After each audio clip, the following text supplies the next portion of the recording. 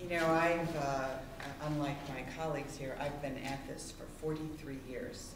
In fact, I think I'm finishing up, I don't know, 43 or 44, so it's been a really long time. And I'm thinking back to my master's degree that I got in 1973. I was a special ed teacher, learning disabilities, emotionally impaired. And my master's degree was on the impact of appropriate developmental learning activities for 3 to 5-year-olds. 1973, 37 years ago, we knew. Western Michigan University knew, Michigan State University knew, a whole bunch of people knew. Fortunately, at that time, I was working in Bridgman, Michigan, and Bridgman had a funding structure where in 1972, we were able to open a free preschool for every 4-year-old in the district, and they came 3 days a week, and a free preschool for every 3-year-old in the district who came 2 days a week.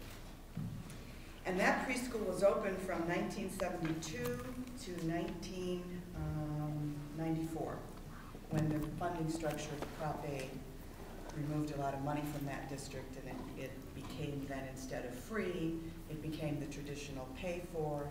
I think it still exists, but certainly not for all. During that time it was there, here's what I saw. Of course, my kids at that time were 3 and 4, in case you wondered why. It became a preschool for 3 and 4-year-olds. Obviously, my children got to go. And I got to help with the curriculum. So I was pretty sure it was, at least according to university standards, a pretty good one. But here's what we saw. Way fewer, and I became a principal in that district a few years later, so I was able to see this directly. Many fewer special ed kids being put into special ed, especially in the LD-EI realm, learning disabilities, emotionally impaired. We saw the Michigan test scores go up. They were even called MEEP way back then, although they looked a lot different. We had far fewer kids being placed in remedial reading. We had higher scores on a national test called the Iowa Test of Basic Skills, and we had far more children going to college. Bridgman had been about a 30–40% achiever on the MEEP. It moved up to 70s and 80s because of the emphasis on that preschool and because of what happened K2. We used to have about a 30 to 40% going to college. That went up to about 60 or 70. Since 1994, it has again decreased. Then I went to, what drives me crazy is this knowing-doing gap. I want to tell you that in the 70s, when I would go to Lansing and talk to Harry Gast and Senator Zoller, who were wonderful statesmen, I loved them dearly, but I couldn't get on anybody's committee to talk about early childhood. So we've come a long way. It is good to hear the business community. It is good to hear legislators. It is good that people have been championing this all over the place. But you've got to ask yourself, after all this time, why have we still not done it?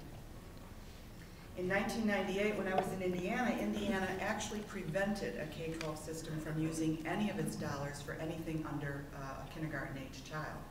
So the most we could do in Indiana was to do a summer program prior to kindergarten, to create all-day experiences for kids who were developmentally lagging, to put a lot of time and attention into K2.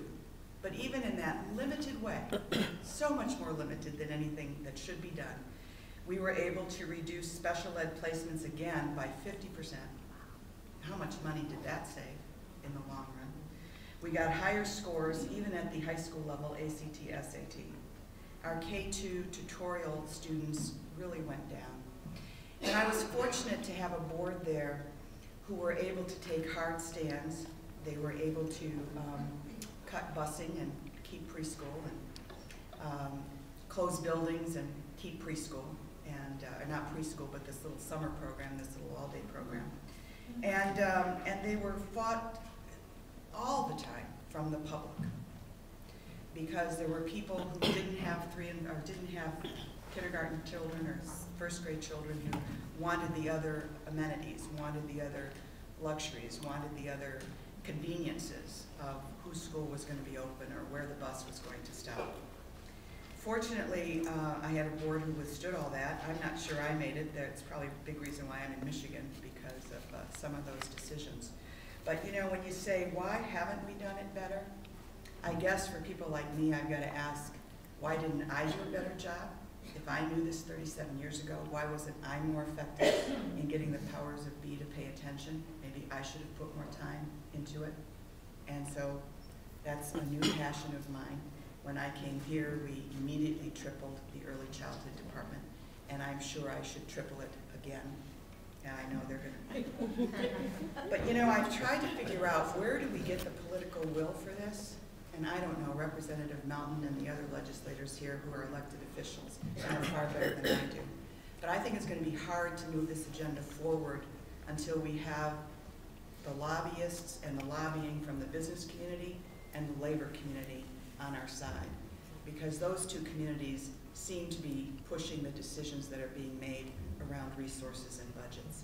So I'm hoping, you know, in the 70s, if we'd had a meeting like this, we would have been lucky to have 10. So I'm hoping that this kind of attention, this kind of energy, and the receptivity of the business community now, the fact that our legislators themselves are talking about this now, is going to make a big difference for early childhood. And I hope I'm around a few more years to perhaps